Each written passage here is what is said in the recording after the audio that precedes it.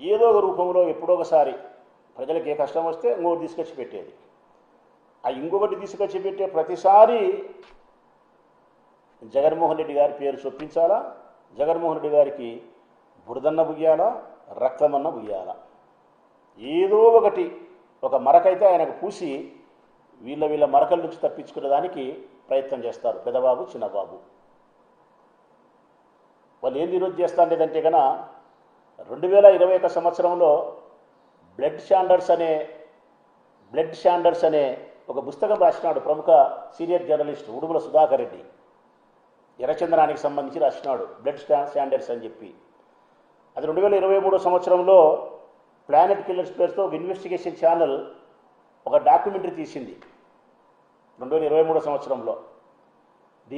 ఈ Udumala Sudhakar Reddy senior journalist రాసిన పుస్తకం ఆధారం ప్రకారం 2023 సంవత్సరంలో ఒక డాక్యుమెంటరీ.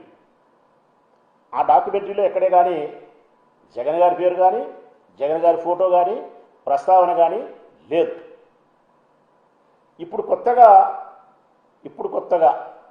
ఈ పచ్చమూకల యొక్క కుతంత్రముతో వీరి కుట్రలతో ఇప్పుడు కొత్తగా డిస్కవరీ అనే ఒక మళ్ళీ డాక్యుమెంటరీ తయారు చేసినారు. ఇప్పుడు మళ్ళీ కొత్తగా ఆ డాక్యుమెంటరీ పేరు కూడా ఏంటంటే కన్నా జావా డిస్కవరీ. ఈ జావా డిస్కవరీ అనే ఈ ఛానల్ ద్వారా ఏవైతే డాక్యుమెంటరీ కథనం తయారు చేసినారో దీంట్లో ఉన్నట్టుండి జగన్ గారి ఫోటో, జగన్ గారి ప్రమేయము ఇవన్నీ తీసుకొచ్చి పెట్టినారు. ఎవరికి?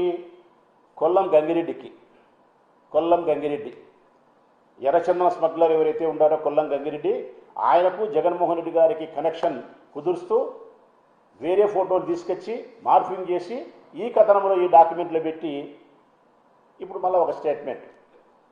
పెద్ద ఎర్రచందనం స్మగ్లర్, అంతర్జాతీయ స్థాయిలో స్మగ్లింగ్ గ్యాంగులతో సంబంధం ఉండేవాడు మహేష్ నాయుడు.